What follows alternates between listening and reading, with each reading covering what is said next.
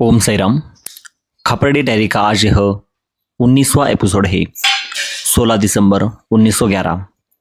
दादा साहिब जी लिखते हैं कि आज मुझे तेज सर्दी का अनुभव हो रहा था। इसी कारण मैं काकड़ आरती के लिए समय पर नहीं उठ सका, क्योंकि भोर में 3 बजे उठने के बाद मैं पुनः गहरी नींद में चला गया था।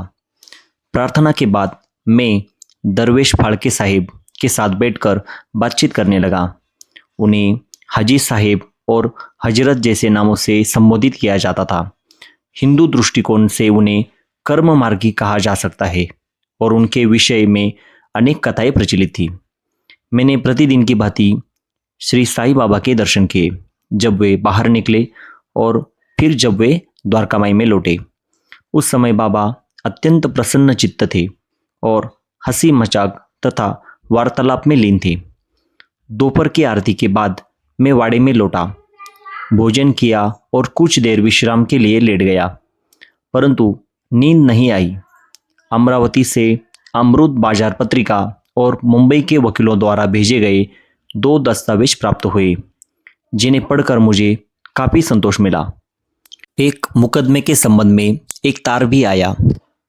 3 दिन पहले वर्धा के एक मामले के विषय में भी ऐसा ही तार आया था, परंतु बाबा की अनुमति न होने के कारण मैंने वहां जाने से मना कर दिया था।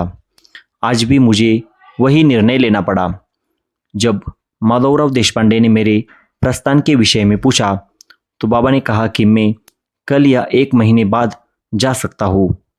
इस प्रकार मेरे जाने का प्रश्न पुनः टल गया। संध्या समय मैंने चावड़ी के सामने बाबा को प्रणाम किया और आरती के बाद वाड़े में बैठकर भीष्म का भजन सुनता रहा। उस दिन बाबा के दर्शन के लिए आए नए भक्तों में श्री हाटे भी थे। वे LM&S परीक्षा की तैयारी कर रहे थे और एक सभ्य व सुशील युवक थे। उनके पिता अमरेली में न्यायाधीश रह चुके थे और बाद में पालिताना में दीवान पद पर कार्यरत थे। मुझे ऐसा लगा कि मैं उनके किसी संबंधी को पहले से जानता हूँ और इस प्रकार यह दिन भी बीमारी के बावजूद भक्ति, कर्तव्य और साई कृपा के अनुभव से व्यतीत हुआ। खापरडे डायरी की अगली कहानी लेकर हम फिर मिलेंगे हमारे अगले वीडियो में। तब तक के लिए ओम साई राम।